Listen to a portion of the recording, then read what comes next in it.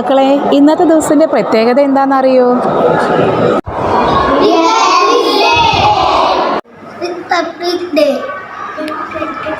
ഒന്ന് കൈയടിച്ച് എല്ലാവരും.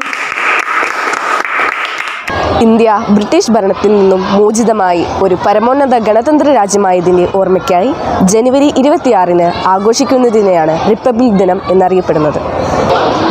ഈ ദിവസത്തിൻ്റെ പ്രാധാന്യം നിലനിർത്താൻ എല്ലാ വർഷവും ഇന്ത്യയുടെ തലസ്ഥാനമായ ന്യൂഡൽഹിയിൽ വൻ സൈനിക പരേഡുകളും സാംസ്കാരിക പരിപാടികളും നടത്തപ്പെടുന്നു. സൈനിക പരേഡ് രാഷ്ട്രപതി ഭവനിൽ തുടങ്ങി രാജ്പഥിൽ കൂടി ചരിത്ര പ്രസിദ്ധമായ ചെങ്കോട്ടയിൽ ചെന്ന് ചേർന്ന് അവസാനിക്കുന്നു. ഡൽഹി കൂടാതെ എല്ലാ സംസ്ഥാന തലസ്ഥാനങ്ങളിലും അതത് സംസ്ഥാനത്തെ ഗവർണർമാർ പതാക ഉയർത്തുകയും ചെയ്യുന്നു. എല്ലാ റിപ്പബ്ലിക് ദിവസത്തിലും മറ്റു രാജ്യങ്ങളിൽ നിന്നുള്ള ഓരോ പ്രധാന വ്യക്തികൾ ഡൽഹിയിൽ നടക്കുന്ന പരേഡിൽ അതിഥികളാകാറുണ്ട്. ഡോക്ടർ ബാബാ സാഹേബ് അംബേദ്കർ ചെയർമാനായ ഡ്രാഫ്റ്റിംഗ് കമ്മിറ്റിയാണ് ഭരണഘടന തയ്യാറാക്കിയത്. ബ്രിട്ടീഷുകാരുടെ ഗവൺമെൻറ് ഓഫ് ഇന്ത്യ ആക്ടിനെ പിൻവലിച്ച് 1950 ജനുവരി 26 ഇന്ത്യയുടെ ഭരണഘടന രാജ്യമെമ്പാടും നിലവിൽ വന്നു.